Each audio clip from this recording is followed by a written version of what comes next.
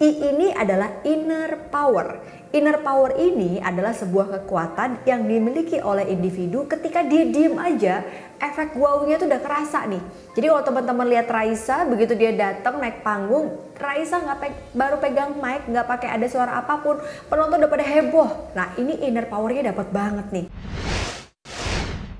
Assalamualaikum teman-teman, ketemu lagi di Alonso Channel dan seneng banget kali ini aku akan ngebahas tentang sesuatu yang udah banyak banget nih yang pada request. Mbak Ana mau dong ngebahas tentang gimana sih supaya kita punya kemampuan public speaking yang keren, gimana supaya kita bisa berkomunikasi dengan baik.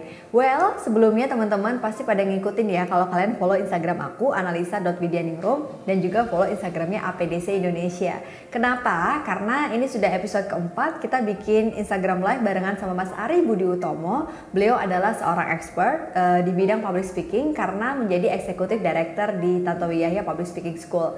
Dan Mas Ari ini juga sebagai konsultan dan juga trainer associate di APDC Indonesia. Nah teman-teman, sebelumnya aku pengen nanya nih, pasti di antara kalian ngerasa paling takut yang namanya public speaking.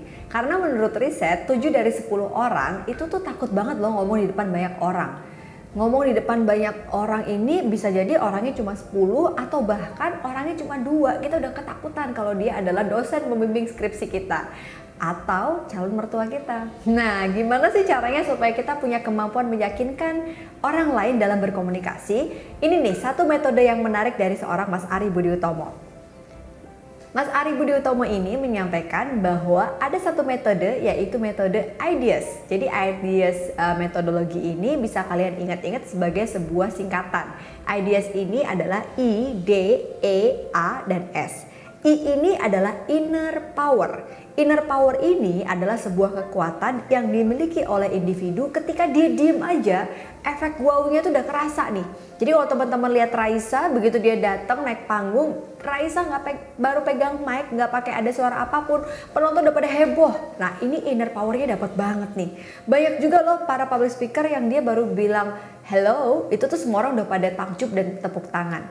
Inner power ini bisa dibentuk teman-teman, ada 4 poin. Inner power seseorang itu akan terlihat atau terbentuk dari beberapa kekuatan.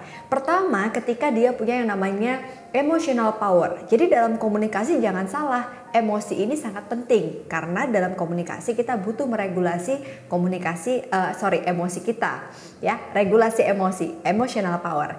Yang kedua, butuh yang namanya kekuatan yang disebut dengan mental power. Mental power ini mungkin buat sebagian teman-teman masih pada asing gitu ya,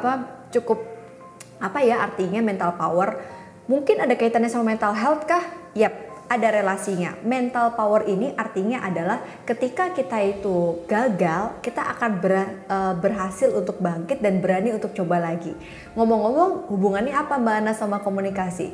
Gini nih, kalau orang yang mental powernya bagus atau tinggi, biasanya kalau dia gagal presentasi, dia akan berani untuk coba lagi. Bahkan mungkin kalau dia dapat cibiran, bully, atau mungkin pertanyaan yang nggak bisa dia jawab, dia akan fight untuk coba lagi. Mental power sangat penting dalam proses komunikasi.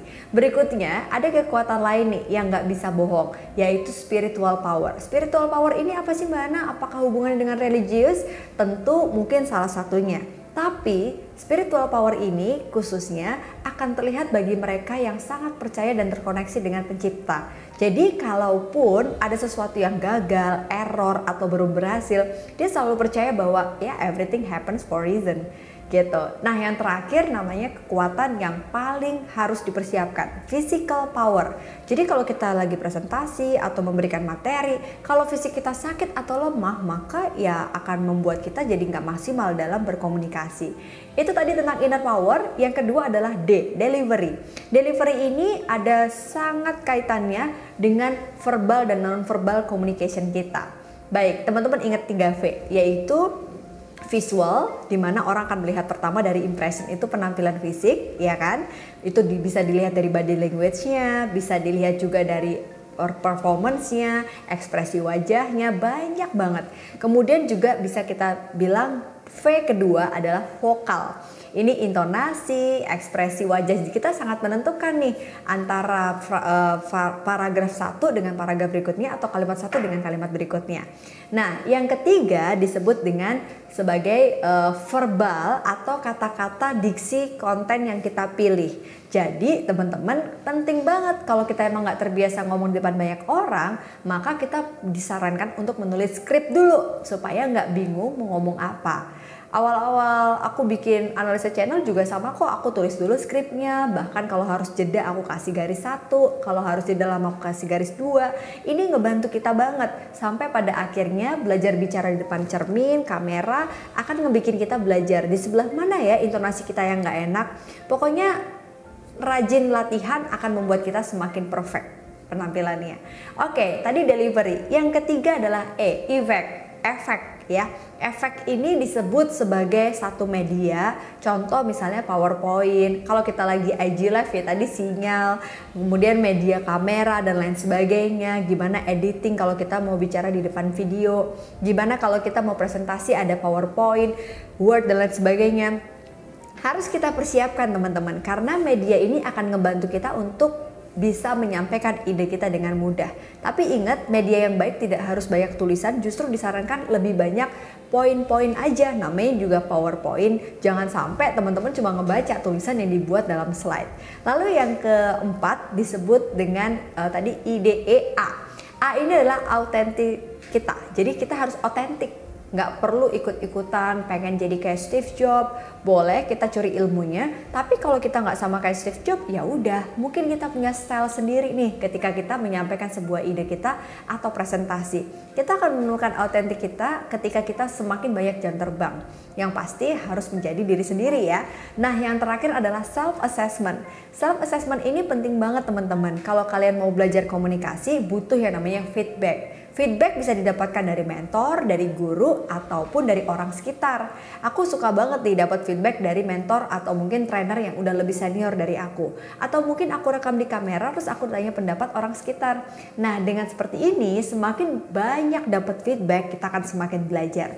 Pokoknya teman-teman, apapun yang sekarang teman-teman lagi coba untuk pelajari, khususnya dalam dunia komunikasi, penting dan perlu diingat bahwa semua profesi butuh komunikasi. Meskipun teman-teman berhubungan dengan angka, tapi dalam menyampaikan angka-angka itu ya harus dengan komunikasi. Meskipun teman-teman orang teknik, teman-teman juga harus berkomunikasi dengan para technician atau engineer yang lain. Dan sekarang banyak banget riset yang menunjukkan bahwa orang yang punya kemampuan komunikasi yang baik, maka biasanya karirnya akan semakin baik. Jadi apa ruginya sih kalau kita mau belajar tentang teknik komunikasi? Nah, buat kamu yang pengen nanya-nanya atau mau konsultasi, bisa langsung aja kasih komen di bawah. Kira-kira enaknya kita ngebahas apa lagi ya? Atau kapan-kapan kita undang Mas Ari di YouTube channel kita. Sampai jumpa semuanya. Thank you udah nonton Analisa Channel. Dan aku mau say thanks juga. Makasih banget yang udah subscribe selama pandemik dan juga work from home. Himbauan untuk di rumah aja. Ternyata YouTube channel aku ini cukup seneng ngelihat teman-teman pada nonton, pada nge-tag aku di Instagram, dan seneng banget kalau kalian ngerasa konten-konten kita itu bisa mengisi waktu-waktu kalian di rumah. Sukses ya buat semuanya, semoga semuanya sehat dan baik-baik aja. Terima kasih, Assalamualaikum.